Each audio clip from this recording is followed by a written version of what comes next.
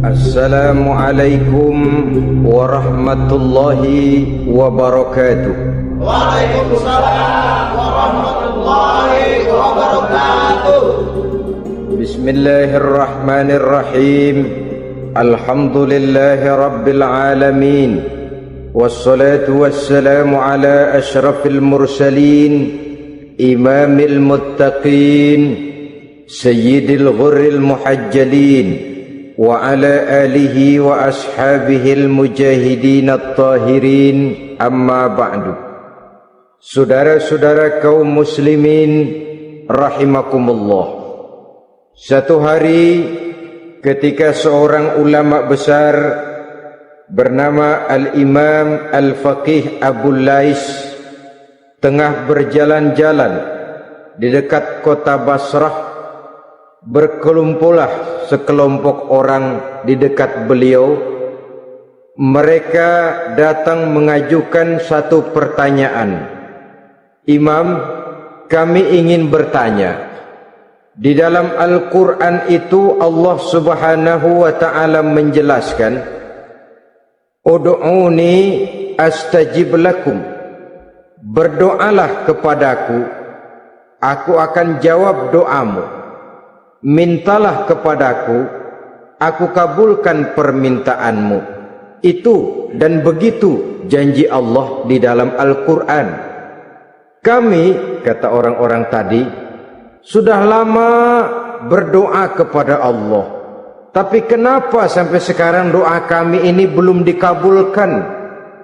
Katanya, Ud'uni astajib lakum. Kalau kamu berdoa, aku jawab, aku penuhi, aku kabulkan doamu. Itu janji Allah. Kami sudah lama berdoa pagi, sore, siang, malam. Nyatanya sampai sekarang doa kami belum dikabul-kabulkan. Ini bagaimana? Apa ayat Quran salah? Apa Tuhan lagi lempengan nggak denger?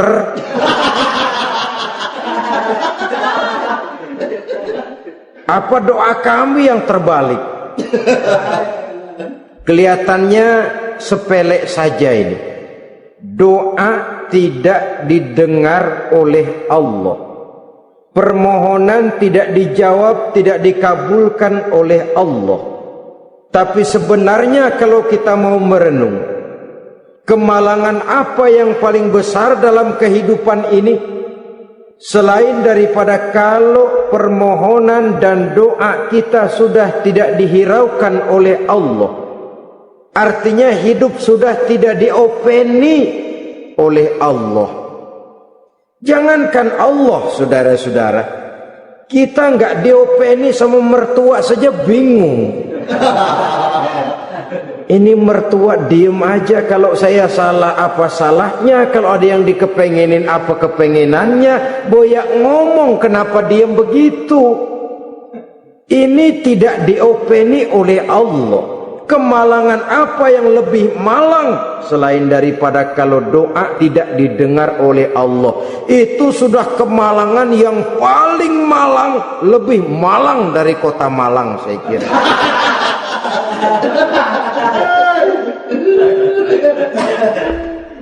Menghadapi pertanyaan ini, Imam Al-Faqih Abu Lais senyum. Lalu beliau berkata, tuan-tuan, tahu kenapa doa tuan-tuan tidak dijawab, permohonan tidak dikabulkan? Allah sudah tidak memperdulikan tuan-tuan ini. Kami tidak tahu, Imam, maka kami bertanya. Begini, hati tuan-tuan itu mati. Dari hati yang mati, channel tidak nyambung kepada Allah. Dari channel yang putus tidak ada getaran strom, bagaimana akan timbul gejala? Hatimu mati, jadi pantas kalau doa tidak dikabulkan, permohonan tidak dipenuhi, doa tidak terjawab, hatimu mati. Saudara-saudara kaum muslimin, dari hati yang mati ini, getaran tidak akan sampai ke hadratullah azza wa jalla. Nah, ini juga satu penyakit yang kita sangat khawatirkan, yaitu apabila hati kita sudah mati selagi jasad masih hidup. Artinya, jadilah kita bangkai berjalan di hadapan Allah Subhanahu wa ta'ala.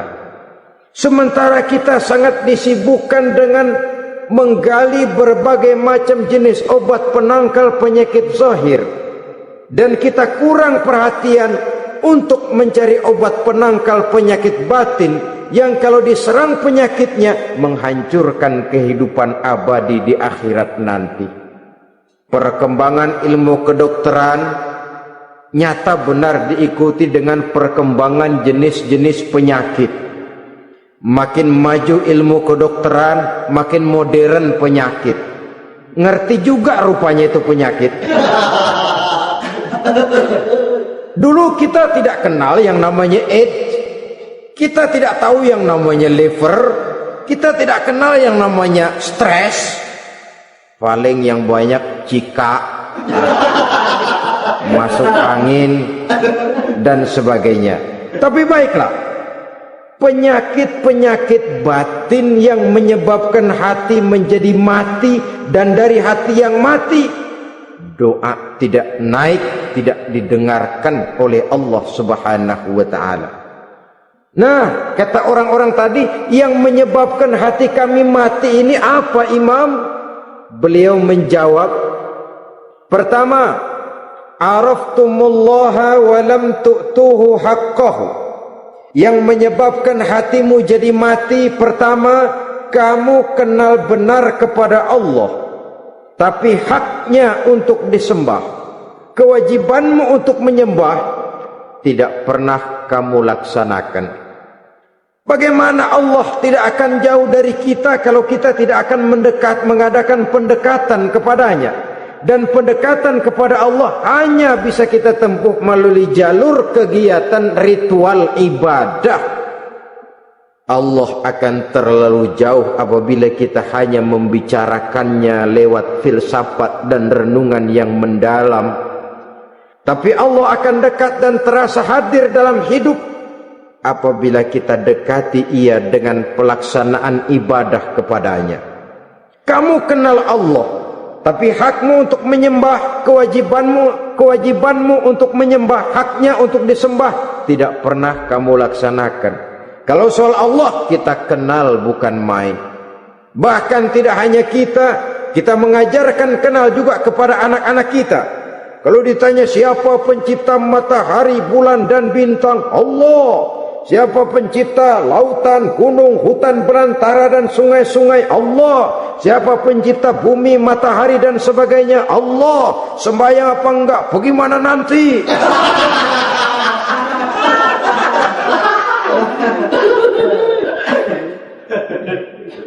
Tanpa pendekatan, Allah akan jauh. Apabila Allah jauh, maka doa tidak akan didengarkan olehnya. Oleh sebab itu, logika mengajarkan kepada kita, berpayahlah dulu. Wa mal ladzatu illa ba'da ta'ab. Innama al-usri yusra. Di balik kesulitan menunggu kemudahan. Nikmat baru akan terasa, kelezatan hidup baru akan terasa setelah kita jerih payah banting tulang peras keringat.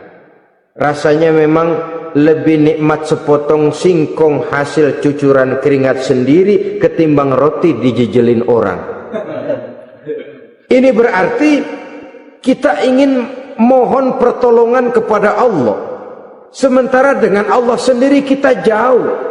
Sama saja dalam kehidupan kita analoginya, saudara-saudara. Orang tidak kenal kepada saudara, tahu-tahu jauh dari saudara, tahu-tahu datang mau minjem duit. Apa kesan saudara? Enak aja, kenal enggak, dekat enggak, datang-datang mau minjem duit. Emang duit percetakan bapak lu?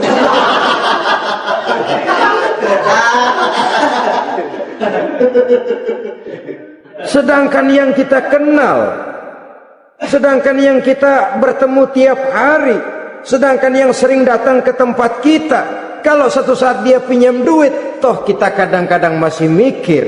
Apalagi datang nggak pernah, berkunjung nggak pernah, ngobrol nggak pernah. Apalagi Kenal juga nggak pernah. Datang-datang mau minta. Macam apa? Datang nemuin Tuhan setahun 2 kali. Idul Fitri, doang sama Idul Adha. Doa cerewet banget. Apa aja diminta. Saudara hadirin, bagaimana doa akan kabul, permohonan akan dijawab?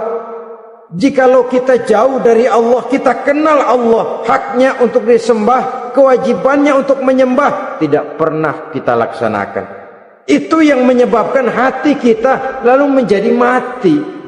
Padahal mengenal Allah, setelah mengenalnya, mengadakan pendekatan kepadanya melalui ritual ibadah yang dicontohkan oleh Rasulullah sallallahu alaihi wasallam. Ini hal pertama yang menyebabkan hati jadi mati. Kamu terlalu kenal Allah tapi tidak pernah menyembah kepadanya.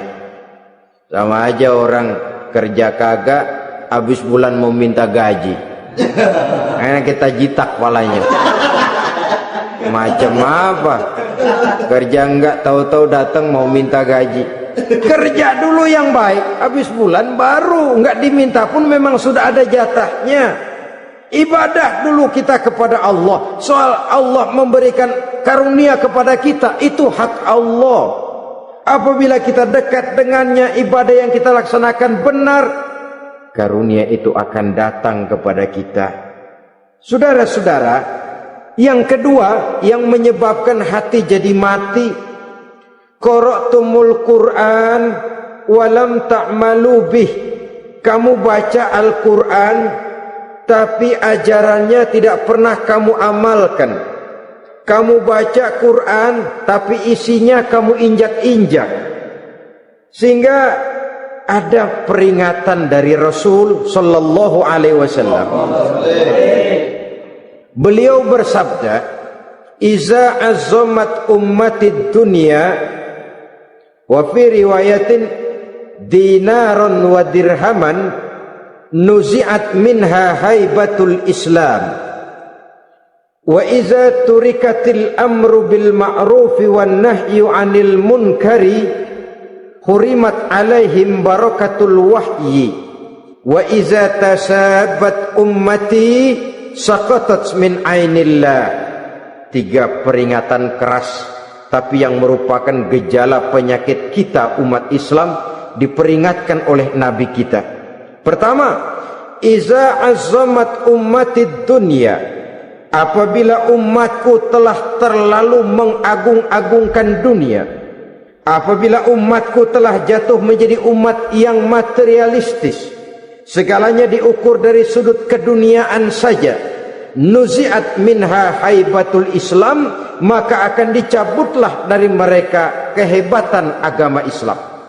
Hilang kehebatan Islam apabila kita jatuh menjadi umat pengagung dunia, penyembah materi. Nilai kita, keberadaan kita tidak dihargai orang lain. Orang memandang kita remeh saja. Orang Islam gak ada apa-apanya, bayar aja. Bisa dibeli, bisa diatur, bisa dikerjain, garap saja. Nuzi'at minha haibatul Islam, hilang dari mereka kehebatan Islam ini. Kenapa? Mereka telah mengagungkan dunia dan menjadikannya sebagai tujuan. Padahal dunia cuma alat, materi cuma alat, harta cuma alat. Yang kedua, wa iza turikatil amru bil ma'rufi wan nahyu 'anil munkari hurimat 'alaihim barakatul wahyi. Apabila telah ditinggalkan amar ma'ruf dan nahi munkar, maka hilanglah keberkahan wahyu. Ini yang ada hubungannya dengan masalah kita. Kita baca Quran, kita tidak amalkan isinya. Bagaimana hati tidak jadi mati? Amar ma'ruf dan nahi munkar ditinggalkan orang, hilang keberkahan wahyu. Pada saat itu boleh jadi Quran ada, tapi cuma tinggal tulisan saja. Islam ada, cuma tinggal sekedar nama saja. Diseminarkan, disimposiumkan, dimuktamarkan, tapi tidak dijabarkan dalam kehidupan sehari-hari. Apabila amar ma'ruf dan nahi munkar telah ditinggalkan orang, hilang keberkahan Quran. Akibatnya apa? Apabila amar ma'ruf tidak lagi digalakkan orang, nahi munkar tidak dilaksanakan orang, lalu orang menilai sesuatu menurut seleranya sendiri.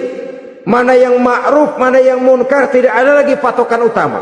Kalau baik kata otaknya, dia kerjakan. Tidak baik menurut otaknya, dia tinggalkan. Agamanya adalah otak, berhalanya adalah akal. Akhirnya umat kehilangan pedoman. Tidak lagi jelas mana batas yang ma'ruf, mana batas yang munkar.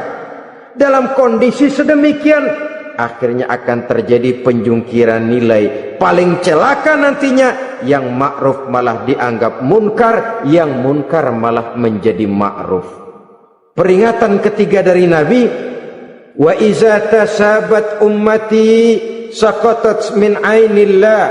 Apabila umatku sudah saling berbantahan, apabila umatku sudah saling caci memaki, saqatat min ainillah, jatuhlah mereka dalam pandangan Allah Subhanahu wa taala.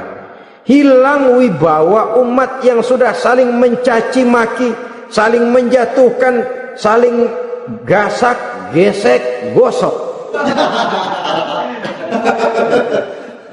Justru agama menganjurkan kita ini saling asah, asih, asuh. Kadang yang kita praktekkan, kita ini saling gasak. Yang kedua, saling gesek.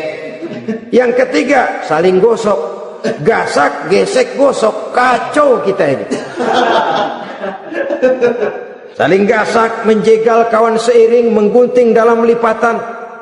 Saling gosok, fitnah sana, fitnah sini. Saling gesek, sikut kiri, sikut kanan. Tidak peduli orang lain luka dan sebagainya. Yang penting dia bisa nangkring. Jatuh kita dalam pandangan Allah apabila umat sudah saling mencaci maki. Maka kita kembali kepada persoalan hal kedua yang menyebabkan hati jadi mati, qara'tumul Qur'an walam ta'malu bih. Kita baca Al-Qur'an tapi ajarannya nyaris tidak kita amalkan di dalam kehidupan kita. Akibatnya hati lalu jadi mati. Itu yang kedua.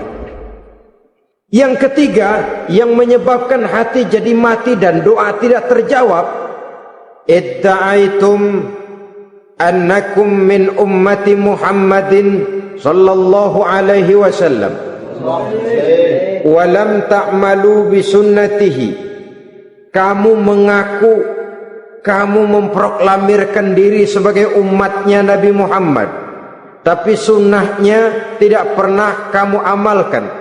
Malahan perkembangan paling akhir bukan saja tidak mau mengamalkan sunnah, malah mengingkari sunnah. Inna lillahi wa inna ilaihi raji'un.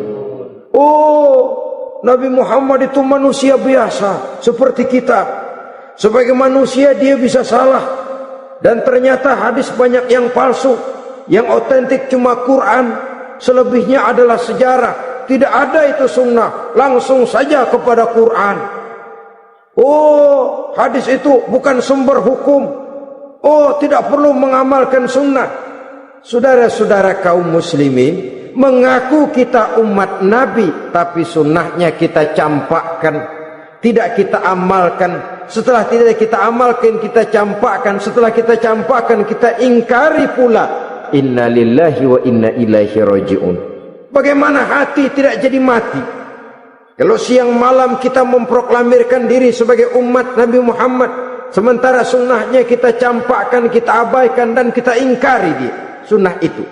Padahal jikalau sekarang kita mengenal Islam, jikalau kita sekarang mengerti halal haram, tahu hak batil, bisa memilah dan memilih antara yang ma'ruf dengan yang munkar, itu utamanya adalah karena jasa Nabi Muhammad sallallahu alaihi wasallam yang dari generasi ke generasi dilanjutkan oleh para sahabat, oleh tabi'in, oleh tabi'it tabi'in, terus oleh para ulama-ulama sampai kepada kita sekarang ini.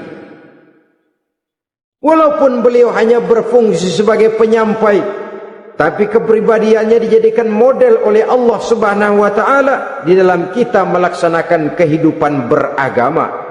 Bahwa beliau manusia seperti kita, memang dalam arti unsur biologisnya ya manusia, punya darah, punya daging, punya hati, punya perasaan, bisa sedih, bisa gembira, tetapi beliau itu termasuk basyarun la kal basyar, manusia yang tidak seperti manusia pada umumnya, punya spesifik. Dan itu wajar sebagai seorang Rasul pilihan Allah, apalagi merupakan Rasul pilihan dari sekian puluh pilihan. Bahwa jamrud itu batu memang, tapi nilainya kan berbeda dengan batu kolar. Satu truk batu kolar dengan barangkali segenggam batu jamrud, nilainya tentu jauh lebih mahal batu jamrud. Kalau soal batunya, sama batunya, tapi nilainya berbeda karena esensinya berbeda. Kita manusia, Nabi Muhammad juga manusia, sama manusianya memang, tapi kualitasnya, nilainya tentu jauh panggang daripada api. Itu sebabnya Allah menjadikan beliau sebagai model. Laqad kana lakum fi rasulillahi uswatun hasanah. Di dalam diri Rasul itu terdapat contoh teladan yang sangat baik bagi kita. Oleh karenanya pada pertemuan kali ini, apabila kita konsekuen mengaku umat Nabi Muhammad, marilah konsekuen juga menegakkan sunnahnya. Yang keempat, yang menyebabkan hati jadi mati dan doa tidak terjawab, akaltum ni'mata rabbikum walam tashkurulah. Tiap hari kamu makan nikmat Tuhanmu, tapi kamu tidak pernah mau bersyukur kepadanya, kepada Allah Subhanahu wa ta'ala. Nikmat Tuhan kita doyan banget, tidak pernah sehari dan sesaat pun terlepas diri dan hidup ini dari nikmat-nikmat yang diberikan Allah. Sejak kita bangun tidur sampai tidur kembali, bahkan tidur itu sendiri, di pasar, di sawah, di kantor, dimanapun kita berada, nggak pernah nikmat Allah berhenti. Hidup kita dalam alam diberikan segala fasilitas untuk menunjang kehidupan. Nggak pernah Allah pasang pajak matahari, nggak pernah Allah pasang pajak gas udara. Nikmat-nikmat yang banyak itu tiap hari kita kecap, tiap hari kita nikmati, tapi kita tidak pandai bersyukur.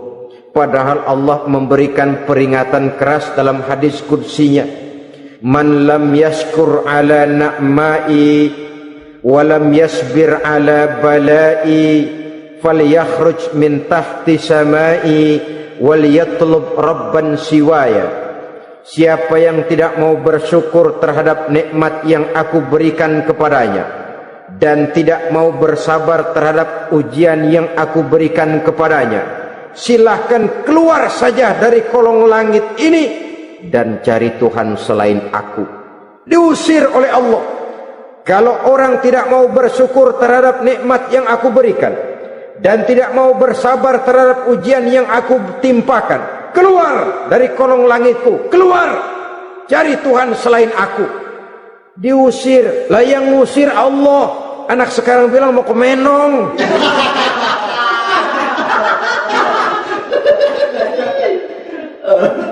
Kalau diusir kita dari Jakarta, masih bisa pindah ke Bandung. Diusir kita dari Bandung, bisa pindah ke Jogja, Solo. Diusir kita dari Indonesia, bisa pindah ke Singapura, Malaysia. Diusir dari kolong langit, mau cari langit mana lagi? Kalau kau tidak mau mensyukuri nikmatku, tidak sabar terhadap ujian yang aku berikan kepadamu, keluar saja, keluar dari kolong langitku ini, cari Tuhan selain aku. Kalau istilah kita mah Tuhan jengkel banget udah itu. Nikmatku, yang nikmat yang aku berikan kau makan, tapi kepadaku engkau tidak pernah mau bersyukur. Saudara-saudara kaum muslimin rahimakumullah, wajar. Kita dulunya tidak ada, sekarang ada nikmat. Susunan biologis manusiawi kita demikian cantik, nikmat. Tinggal di bumi, fasilitas yang kita perlukan disediakan, tinggal kemampuan kita mengelolanya. Nikmat. Diberikan kita otak yang membedakan kita dengan binatang, nikmat. Diberikan kita agama, diutus para rasul untuk jadi model dalam kehidupan kita, nikmat. Kalau cara kita emang kurang apa sih? Apa yang kurang, hai manusia? Engkau tidak ada, aku adakan. Kalau aku perintahkan kau tinggal di bulan, mungkin kau tidak akan sanggup hidup. Begitu lahir juga kelepek-kelepek habis. Ya enggak ada HO2 toh di bulan, mau ngisap apa? Aku tinggalkan kau, aku perintahkan tinggal di permukaan bumi. Alamnya indah, fasilitas serba menunjang. Nikmati semuanya, semuanya untuk kamu, semuanya. Satu pintaku, syukuri nikmat yang aku berikan kepadamu. Ya bukan cuma syukur dalam ucapan, syukur dalam perbuatan. Banyak nikmat yang diterima, makin banyak dia sujud, makin banyak dia ruku, makin banyak dia mengadakan pendekatan kepada Allah. Syukur dalam artian berupa tindakan dan perbuatan, mempergunakan nikmat sesuai dengan kehendak yang memberikan nikmat itu sendiri kepada kita. Saudara-saudara kaum muslimin rahimakumullah, ini penyakit yang keempat. Kamu makan nikmat Tuhanmu, tapi kamu tidak pernah pandai bersyukur kepadanya, mensyukuri nikmat yang diberikan tadi. Bagaimana hati tidak jadi mati? Kita sibuk mempersolek jasmani, mencari obat penangkal penyakit zahir. Maka yang ramai di zaman sekarang, saudara lihat, salon, fitness, senam, macam-macam jenis. Tidak ada salahnya dan tidak ada jeleknya. Tapi kalau itu sampai melupakan kita kepada memperindah batin, memperbaiki jiwa, artinya bukankah kita perlahan tapi mempersiapkan diri menjadi bangkai berjalan di hadapan Allah dengan operasi plastik, yang pesek jadi mancung, yang sipit jadi belok,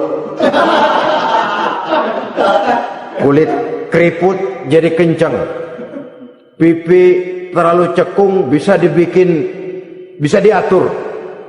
Saudara-saudara, tapi kalau hati yang rusak, jiwa yang rusak, kemana lagi kita akan berobat kalau bukan kepada agama? Maka hati itu jadi mati apabila kita selalu memakan nikmat Allah dan tidak pandai mensyukuri nikmat itu. Dari hati yang mati tidak akan ada getarannya. Oleh sebab itu doa tidak terjawab. Selanjutnya, yang menyebabkan doa tak terjawab dari sebab matinya hati, qultum annal mauta haqqun wa lam tasta'iddu lahu. Kamu berkata, kamu yakin bahwa mati adalah sesuatu yang benar, tapi kamu tidak pernah punya persiapan untuk mati. Padahal menurut logika, orang yang akan bepergian jauh tentu dia harus mempunyai bekal yang cukup. Semakin jauh jarak perjalanan yang akan ditempuhnya, semakin banyak perbekalan yang harus dibawanya. Dahulu, seketika beberapa jamaah dari Yaman akan melaksanakan ibadah haji dengan nekat, mereka berprinsip, pokoknya kan berangkat haji jadi tamunya Allah, nanti Allah yang akan ngelayanin. Mereka nekat, modal badan doang berangkat. Diadukan kepada baginda Rasul, lalu turun peringatan dari Allah, wa tazawwadu fa inna khairaz zadi taqwa. Jangan begitu, bawa bekal. Sesungguhnya bekal yang paling baik adalah takwa. Bawa berangkat dengan bekal takwa itu bekal yang paling utama. Tapi bekal-bekal yang lain pun jangan diabaikan. Kalau kita akan berangkat untuk tujuan yang baik, bekal yang paling utama memang takwa. Tapi tidak berarti harus mengabaikan bekal-bekal yang lain. Begitulah, semakin jauh perjalanan yang akan kita tempuh, semakin banyak bekal yang harus kita hadapi. Kalau saudara mau pergi ke Surabaya, tidak membawa bekal kemudian berani berangkat, rasanya sih saya pikir itu bukan berani, nekat namanya. Sama saja orang belum pernah sembahyang mati, nekat tuh orang, berani amat. Belum berbuat kebaikan barang sedikit pun sudah mati, nekat namanya itu. Sama saja tadi, nggak bawa bekal apa-apa berangkat ke Surabaya. Sampai Surabaya belum tentu, sengsara udah jelas. Belum punya bekal yang baik sudah mati. Sampai ke surga belum tentu, tapi kebelangsak dan sengsara rasa-rasanya pasti itu. Oleh karena itu, kalau kita yakin mati sesuatu yang benar, sesuatu yang pasti datang menimpa, maka hendaklah kita mempersiapkan bekal. Kemudian idda'aitumun najata minan nar wa ramaitum fiha anfusakum. Kamu memproklamirkan diri ingin selamat dari neraka, tapi kamu lemparkan dirimu ke dalam neraka. Bagaimanapun bajingannya bajingan, kalau ditanya ente mau masuk neraka enggak? Jawabannya pasti enggak. Itu pasti perbuatannya sendiri yang melemparkan dirinya ke dalam neraka, membiarkan dirinya berlarut-larut, bertimbun-timbun dalam dosa dan kesalahan, dan tidak akan ada niatan untuk memperbaiki diri. Hanyut di meja judi, habis ditelan minuman keras, fitnah sana fitnah sini, hasud sana hasud sini, padahal mulutnya ingin selamat dari neraka, perbuatannya malah melemparkan dirinya ke dalam api neraka. Tidak ada orang yang lebih sayang kepada diri kita selain kita sendiri. Dan menyayangi diri itu tidak cuma dengan memandikannya sehari 3 kali, memakaikannya parfum dengan segala macam merek, memakai sabun yang wangi-wangi, minyak yang harum-harum. Lebih daripada itu, jaga dan sayangi diri. Jangan jatuhkan dia ke dalam perbuatan-perbuatan yang bisa menjerumuskan diri itu ke dalam neraka. Kemudian disambung oleh Imam Al-Faqih Abu Lais yang menyebabkan doa tidak terjawab karena hati mati. Idda'aitum dukhulal jannah walam ta'malu laha. Kamu ingin masuk surga, tapi kamu berat mengamalkan perbuatan yang bisa menyampaikan kamu ke surga. Semua kita kalau ditanya mau masuk surga, mau, tapi jarang yang berlomba melakukan perbuatan-perbuatan yang bisa menyampaikan kita ke surga. Kemudian yang terakhir kata Imam Al-Faqih Abu Lais, dafantum mautakum walam ta'tabiru laha.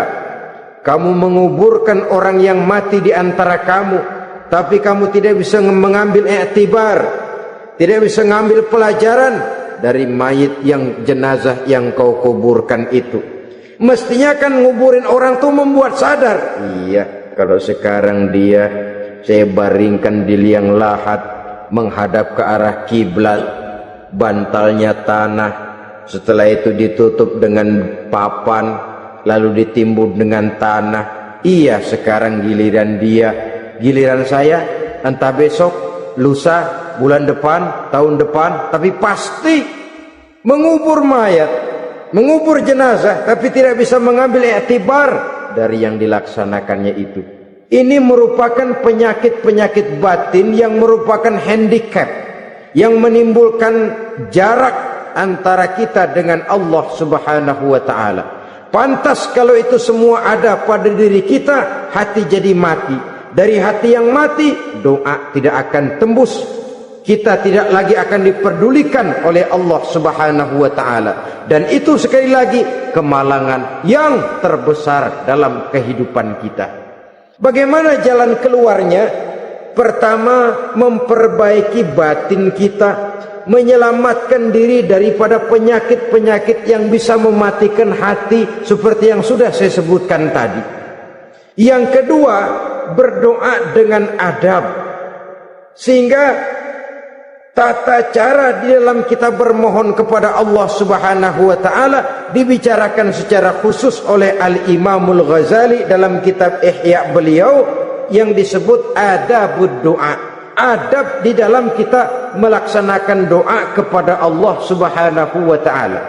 Setelah batin ini bersih dari penyakit-penyakit hati yang bisa menyebabkan hati jadi mati, berdoalah kita kepada Allah. Bagaimana adabnya? Kata Imamul Ghazali rahimahullah, yang pertama hendaklah ia di dalam berdoa itu memilih waktu yang mulia. Minal awqatis syarifah, kata beliau, memilih waktu-waktu yang punya nilai mulia.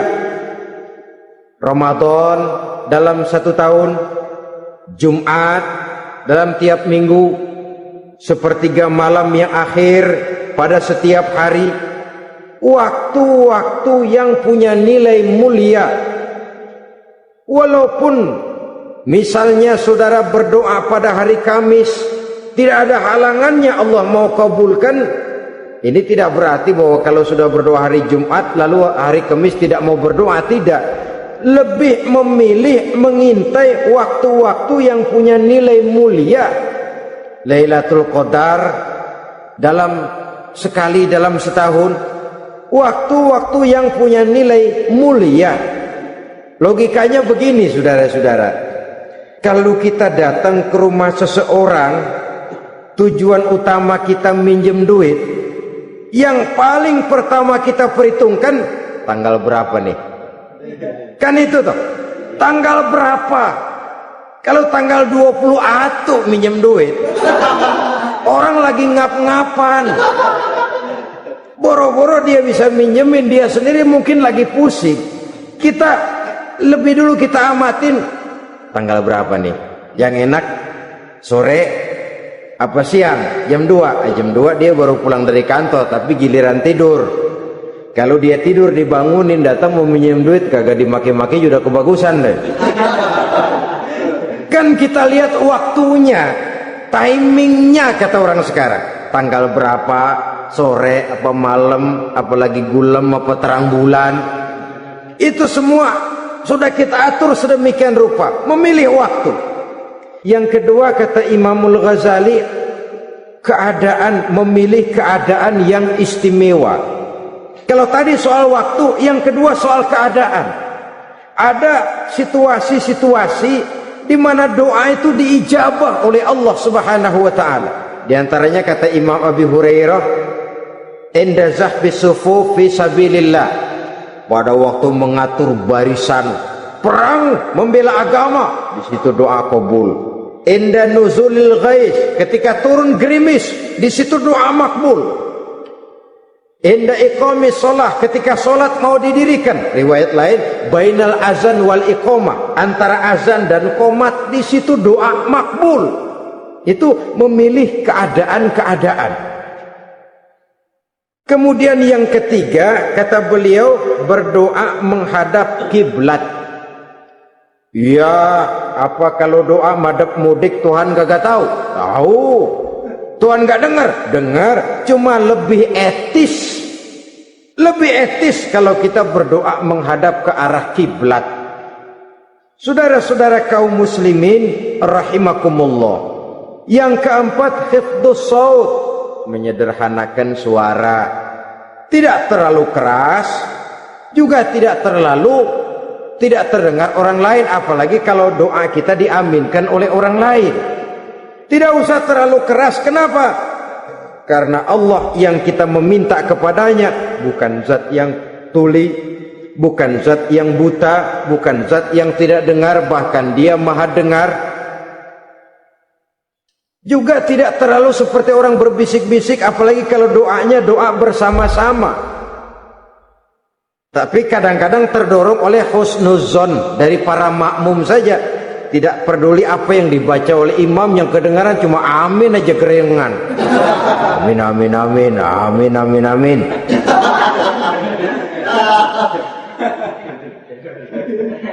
Juga tidak terlalu keras, seperti orang berdoa, seperti orang pidato.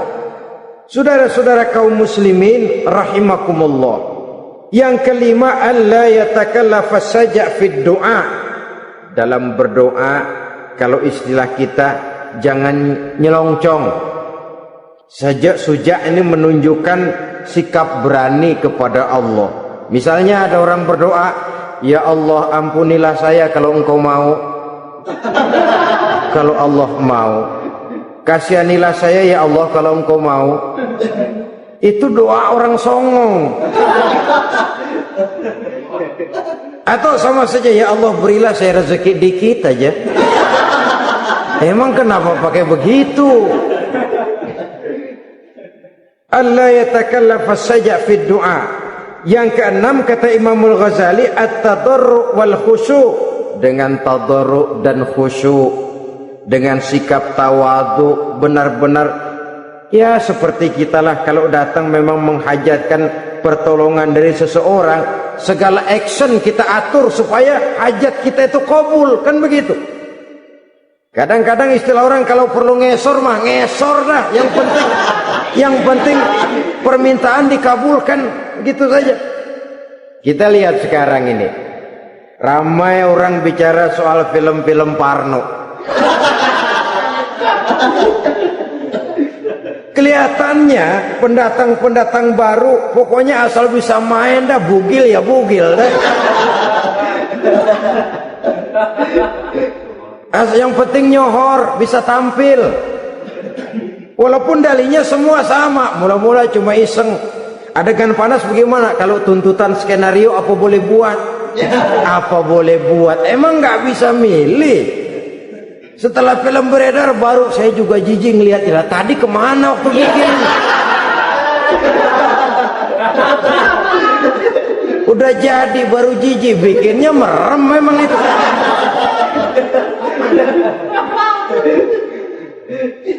Tapi ada satu analogi, asal bisa main, asal bisa tampil di layar, apa saja jadi taruhan sudah, bugil ya bugil dah, nggak soal dah, pokoknya bisa main, tampil, nyohor, masuk koran. Udah seperti kata-kata orang Arab, bul ala zamzam fatu'raf. Kalau pengen terkenal kencingin sumur Zamzam. Artinya apa? Bikin yang aneh-aneh, yang orang nggak kerjain, ntar ngetop. Yang ngetop lempengan jeleknya. Sumur Zamzam dikencingin, kan nyohor itu. Sedunia orang kenal. Kenapa? Gila. Saudara-saudara kaum muslimin rahimakumullah, sangat kita sayangkan kalau lalu orang berlomba-lomba dengan cuma modal paha mulus, wajah cantik, dimauin apa saja mau, lalu bisa tampil. Akibatnya yang jadi korban adalah anak-anak kita, disuguhi tontonan-tontonan yang meracuni jiwa mereka. Walaupun akibatnya barangkali ya lain, seperti band orkes dengan film memang akibatnya tidak langsung ya. Kalau band orkes akibatnya langsung, dia bisa berantem di tempat lokasi.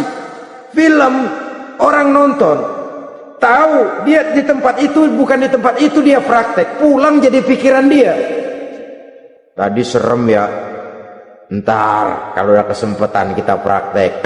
Ntar ngancemnya itu yang gak enak. Tapi yang saya analogkan dengan persoalan kita, tingkah pola artis apapun dilakukan asal bisa main. Nah itu tuh, asal dapat kesempatan acting, dalihnya ya tuntutan skenario lah, iseng lah, macem-macem lah. Tapi yang jelas satu target, saya harus dapat kesempatan main. Untuk sampai ke situ cara apa saja harus saya tempuh. Tidak peduli harus menginjak-injak norma dan budaya bangsa yang luhur. Tidak peduli harus bertentangan dengan kaidah agama. Tidak peduli hasilnya meracuni umat masyarakat, terutama generasi muda. Yang penting kan ngetop. Saudara-saudara, baiklah ya, itu soal lain. Tapi soal kita ialah at-tadarru wal khusyu'. Bermohon kepada Allah dengan tadarru', khusyuk dan tawadu. Seperti kalau kita mau bermohon kepada seseorang, kita malah merendahkan diri. Pak, saya memang orang gak mampu pak, utang saya udah selebar kampung pak. anak udah 16 seperempat. Apa saja kita meratap, menghibah, mengeluh, merintih, ujungnya kan yang penting gue minjem duit dapat dah gitu. Apa kayak diomongin, pokoknya pulang bawa duit, itu saja. Itu strategi manusiawi. Kalau ini kita adakan konteks, oh iya, kepada Allah lebih lagi kita tadarruk, khusyuk, tawadhu.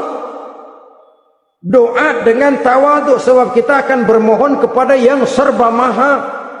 Menghadap ke arah kiblat, duduk bertafakur dengan khusyuk, tawadhu. Jangan doa sembari tolak pinggang.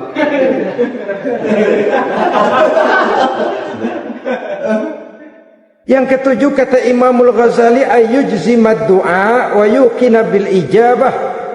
Hendaknya dia menjazamkan doanya itu dan yakin bahwa doanya akan dikabulkan oleh Allah. Sebab kata Nabi, innallaha la yaqbalu du'aan min qalbin ghafilin lahin. Allah subhanahu wa ta'ala tidak akan menerima doa dari hati yang lalai dan main-main. Doa ke orang ugah-ugahan.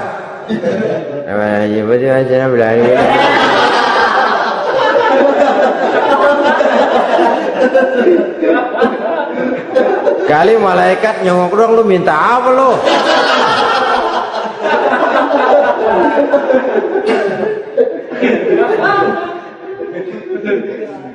Seperti tadi itu, kita datang mau minjem duit sama orang, ngomongnya ogah-ogahan. Minjem duit dikasih syukur enggak, ya udah. Ya enggak dah, enggak dikasih sudah.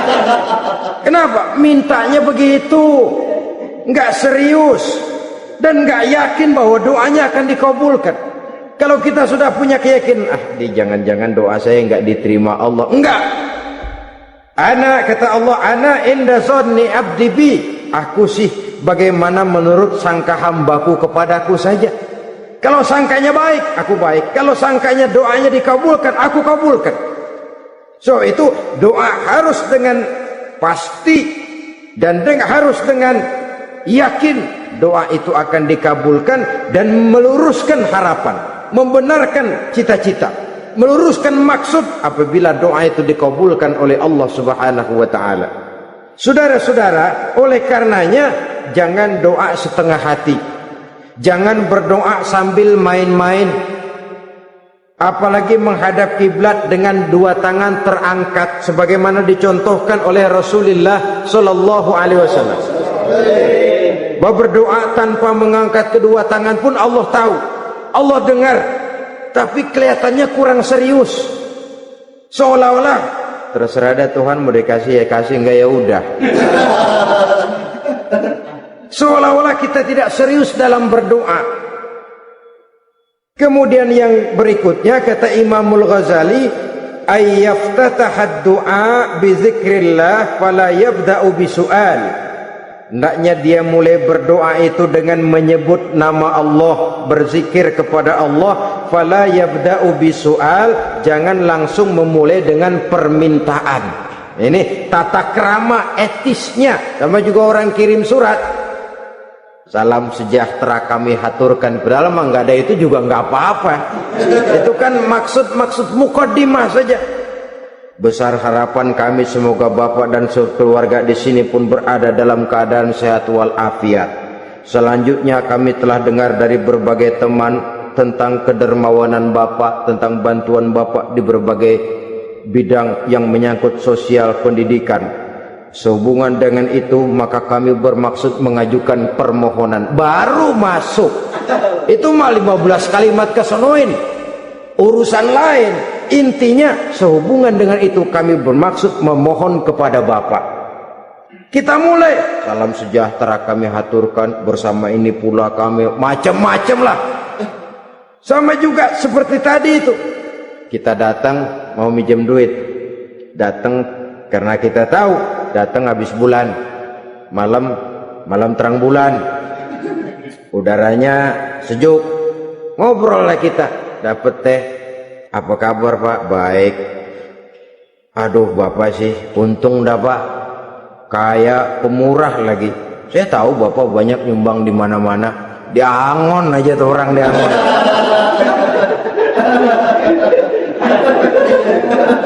Kira-kira udah mau telap aja baru dikedat. Ngomong-ngomong Pak, nah mulai nih kalau udah ngomong dah tuh mulai, baru masuk. Jadi etisnya berdoa itu dimulai dengan zikrullah. Karena itu umumnya dimulai dengan Alhamdulillahi Rabbil Alamin. Kita puji dulu Allah. Alhamdulillahi Rabbil Alamin hamdan yuwafi ni'amahu wa yukafi'u mazidah. Kita puji dulu Allah. Seperti orang tadilah. Kita puji dulu kebaikannya.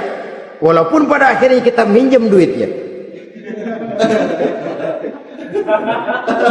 Sebenarnya Allah nggak perlu dipuji toh. Dipuji atau tidak Allah tetap termulia. Ini etis manusia. Allah tidak berharap untuk dipuji oleh manusia. Allah tidak untung seluruh alam memujinya. Manusia mau memuji atau tidak itu urusan manusia sendiri. Allah tidak minta untuk dipuji. Allah juga tidak gila kepada pujian. Kalau kita memulai doa dengan pujian, etis kita kepada Allah Subhanahu wa taala di dalam kita bermohon kepadanya. Saudara-saudara kaum muslimin rahimakumullah, kemudian menyesuaikan doa dengan kondisi. Ini termasuk syarat batin ya, taubat, waraddul mazalim, kata Imam Ghazali, menolak segala macam kezoliman. Artinya kalau berdoa tuh tahu diri. Kalau gaji kita sebulan 700 atau 800 900 ribu, berdoa minta rezeki 1 juta, itu tahu diri namanya. Kan cuman kurang 100 ribu. Ya, kalau kerja kagak minta gajian 1 juta. Pengen doa dikabulkan, rasanya secara etis nggak tahu diri orang berdoa seperti itu. Orang datang mau minta duit, mau pinjam duit kepada kita, kan kita lihat kira-kira mampu ngembaliin nggak nih orang. Kita lihat, kita evaluasi kemungkinannya. Lalu si yang minjem tentu tahu diri. Kalau memang kekuatannya ngembaliin tidak seperti kekuatannya mulangin, hendaknya dia timbang rasa. Begitu juga kepada kita etisnya kepada Allah Subhanahu wa ta'ala. Tahu diri, menyesuaikan doa dengan keadaan. Kalau tidak ada gap terlalu jauh panggang daripada api, nanti nasibnya bagai si pungguk merindukan bulan. Apabila adab-adab di dalam berdoa ini kita perhatikan, sejak dia dari adab yang zahir sampai kepada adab yang batin, kemudian penyakit-penyakit yang membuat hati itu jadi mati, maka insya Allah doa kita dijabah oleh Allah Subhanahu wa ta'ala. Dalam Al-Baqarah ayat 186 Allah Subhanahu wa ta'ala menjelaskan, wa iza sa'alaka ibadi anni fa inni qarib ujibu da'watad da'i iza da'ani falyastajibuli wal yu'minu bi la'allahum yarshudun. Apabila hambaku bertanya kepadamu Muhammad tentang aku, kata Allah, fa inni qarib, katakan kepadanya aku dekat sekali dengan mereka. Ujibu da'watad da'i iza da'ani, aku akan jawab, aku kabulkan permohonan orang-orang yang berdoa kepadaku. Falyastajibuli wal yu'minu bi, maka hendaknya mereka juga menjawab panggilanku atas dasar iman kepadaku. La'allahum yarshudun, semoga dengan ini mereka kelak mendapat petunjuk. Saudara-saudara, Al-Baqarah 186 ini dengan nyata menjelaskan kepada kita, Allah akan menjawab doa, mengabulkan permohonan apabila kita falyastajibuli wal yu'minu bi, juga menjawab panggilan Allah atas dasar beriman kepadanya. Logikanya tadi itu, araftumullaha wa lam tu'tuhu haqqahu. Kita tidak pernah mau menjawab panggilan Allah sementara kita berharap doa kita dijawab oleh Allah. Apa enggak pincang? Apa enggak berat sebelah? Panggilan Allah kita berat memenuhinya, sementara kita sangat berharap agar permohonan kita, seruan kita dikabulkan oleh Allah. Menjawab panggilan Allah atas dasar beriman kepadanya. Kenapa? Ada orang menjawab panggilan bukan berdasarkan iman, tapi karena target lain. Datang sembahyang Jumat paling dulu, target utamanya pulang juga paling dulu nyabet sendal, nyabet sepatu. Menjawabnya ya, tapi tidak karena iman. Jadi apabila kita rajin menjawab panggilan Allah atas dasar beriman kepadanya, maka seruan, permohonan, doa niscaya dikabulkan olehnya. Ini saja, mudah-mudahan ada manfaatnya. Terima kasih atas segala perhatian, mohon maaf atas segala kekurangan. Usikum wa nafsi bitaqwallah. Wassalamu alaikum warahmatullahi wabarakatuh. Waalaikumsalam warahmatullahi wabarakatuh.